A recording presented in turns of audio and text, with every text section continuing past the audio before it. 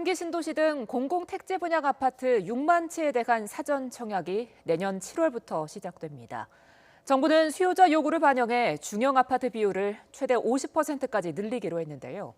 하지만 이번 계획에서 태릉 골프장과 과천 정부 청사부지 등 이른바 알짜 부지에 대한 세부 공급 계획은 빠졌습니다. 백종교 기자입니다.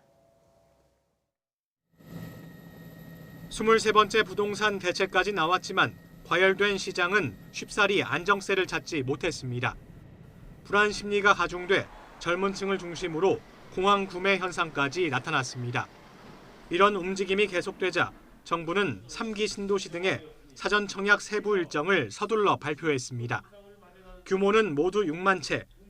먼저 내년 7월 인천 계양을 시작으로 남양주 진접 2지구와 성남 복정지구 등의 사전 청약 물량이 공급되고 9월에서 10월에는 남양주 왕숙 2지구와 성남 낙생 등에 11월에서 12월에는 하남 교산과 고양 창릉 등에서도 사전 청약이 진행됩니다. 2022년에는 규모가 비교적 큰 남양주 왕숙과 서울 용산 정비창 등에서도 사전 청약이 예정돼 있습니다.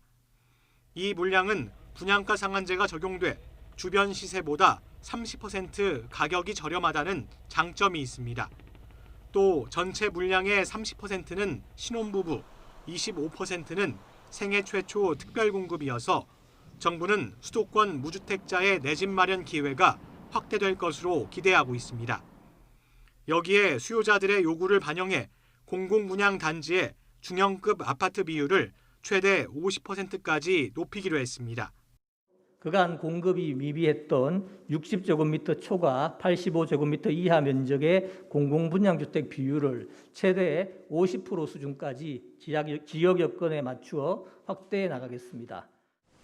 하지만 이번 계획에 태릉 골프장과 과천 정부청사 유휴부지 등의 사전 청약 일정은 빠졌습니다. 지자체 반발이 컸던 곳인데 정부는 기존 시설의 이전 계획을 확정한 뒤 세부 일정을 발표할 방침입니다. 밑그림이 아직 그려지지 않은 상태에서 사전 청약 일정을 발표하기가 쉽지 않은 상황입니다. 다만 지연이 되더라도 내년 상반기에는 발표될 예정이어서 실제 공급 시점이 정부 계획에서 크게 벗어난 부분은 아닙니다. 또 이번 계획으로 사전 청약 대기 수요가 늘면서 수도권 전세시장 불안이 여전할 것으로 예상돼 추가 보완책 마련도 필요한 상황입니다. YTN 백종규입니다.